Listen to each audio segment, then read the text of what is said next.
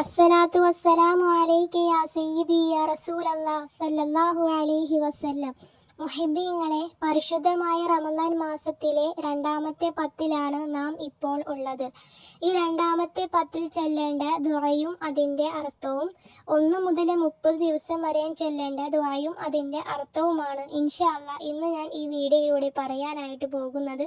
അതോടൊപ്പം തന്നെ എൻ്റെ വീഡിയോ ഇഷ്ടപ്പെടുകയാണെങ്കിൽ ലൈക്ക് ചെയ്യാനും സബ്സ്ക്രൈബ് ചെയ്യാനും ഒന്നും മറക്കരുത്. ഇൻഷാ അല്ലാഹ് അല്ലാഹു സുബ്ഹാനഹു വ തആല സ്വീകരിക്കുമാറാകട്ടെ. ആമീൻ ആമീൻ യാ റബ്ബൽ ആലമീൻ. ഇൻഷാ അല്ലാഹ് 1 മുതൽ 30 വരെ ദിവസങ്ങളിൽ ചൊല്ലേണ്ട അതിമഹത്തമായ വളരെ പ്രതിഫലമുള്ള ഒരു ദുആയാണ് ഇത്. അഷ്ഹദു അല്ലാ ഇലാഹ ഇല്ലല്ലാഹ് അസ്തഗ്ഫിറുല്ലാഹ് അസ്അലുക്കൽ ജന്നത വഅഊദു ബിക മിനന്നാർ.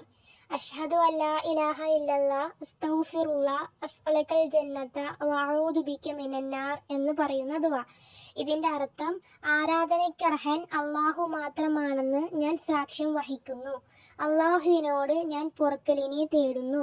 സ്വർഗപ്രവേശനത്തെ ഞാൻ ചോദിക്കുകയും നരകത്തിൽ നിന്നും നിന്നോട് അഭയം തേടുകയും ചെയ്യുന്നു എന്നതാണ് ഈ ദുആയുടെ അർത്ഥം.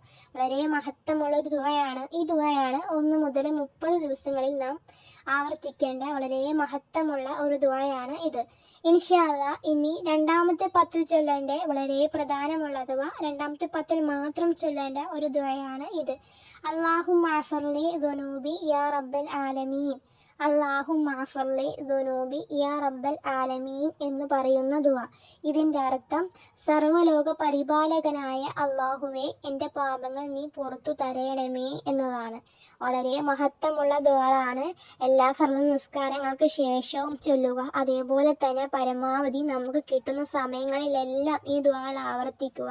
ഇതിൻ്റെ അർത്ഥം മനസ്സിലാക്കുക. ഇൻഷാ അല്ലാഹ് അല്ലാഹു സുബ്ഹാനഹു വ തആല സ്വീകരിക്കുമാറാകട്ടെ. ഈ റമദാൻ മാസം നല്ല രീതിയിൽ ഇബാദത്തെടുത്ത് ജീവിക്കാനുള്ള തൗഫീക്ക് നൽകി അനുഗ്രഹിക്കട്ടെ. നല്ലത് പറയുവാനും അത് പഠിക്കുവാനും ജീവിതത്തിൽ പകർത്തുവാനും എല്ലാം അല്ലാഹു സുബ്ഹാനഹു വ തആല തൗഫീക്ക് നൽകി അനുഗ്രഹിക്കട്ടെ. ആമീൻ യാ റബ്ബൽ ആലമീൻ. ഇൻഷാ അല്ലാഹ് ദുആ വസിയത്തോടെ.